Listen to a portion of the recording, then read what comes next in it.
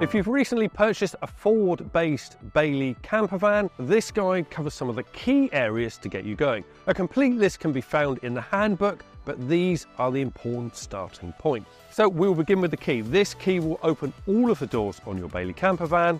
So if we unlock, we can then show you how to fill up with diesel and also AdBlue. So you'll need to open the passenger door, simply open the top flap for the diesel and the bottom flap for the AdBlue. Now there's no cap here, you simply put your diesel filler pump straight in and you can then fill up your diesel tank, and below we have the AdBlue filler point. All you do is unscrew anti-clockwise, fill it up with AdBlue, and then simply do it back up until you hear a click, and then that's full. To close, make sure you open this door again, the AdBlue clips shut, the fuel diesel point simply closes, and then you close that passenger door once more. Right, next we're going to run through how to check the levels on your Bailey Campervan. Now you'll need the key again for this. You won't have to scrabble around under the dash because everything is done from here. You'll need the key blade element, which you put into the slot that's just above that Ford badge. Turn it anti-clockwise to release it on that first catch, and then to release that second catch, just simply turn clockwise again. Now you can put the bonnet stay up and check the levels. The oil level, just below the black hose, is easily identified because it is a yellow dipstick. You pull the dipstick out, wipe it, re-dip it, check your oil level. If you need to add oil, it's just to the left. Handy filler point here, easily accessible. And again, to the left of that is the windscreen washer top-up bottle. Again, if you need to top it up, simply flip the cap, fill it up, and then replace the cap. And then that's the levels checked under the bonnet.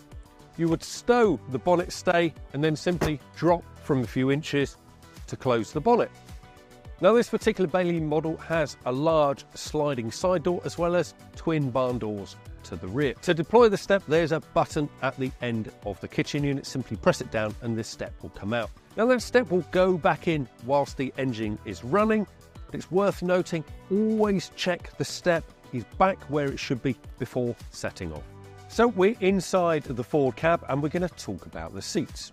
Now there are two modes. There is driving mode and there is lounging mode. Currently facing forward for driving mode, they are fully adjustable. You can move the seats forward and back with the bar underneath. Now if you'd like to adjust the back of the seat, there's a knurled knob to the side so you can adjust them forwards and backwards, and you also have armrests on either side of both of the front seats. If you'd like them in lounge mode, there's a lever to the side, and then, for example, this passenger seat can turn around and face the rear.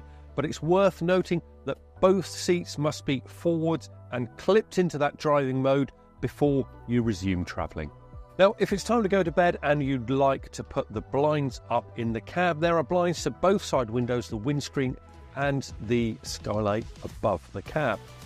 Now, there are two positions for the main blind that covers the windscreen. This is the first position, so say for example if you're getting up in the morning you just like a little bit of light, or you can then pull it up and it will completely block out the light if it's time to go to bed. There is also a blind to the side.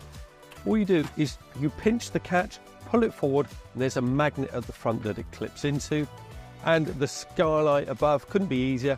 It just simply slides across and blocks out any sunlight from the skylight above.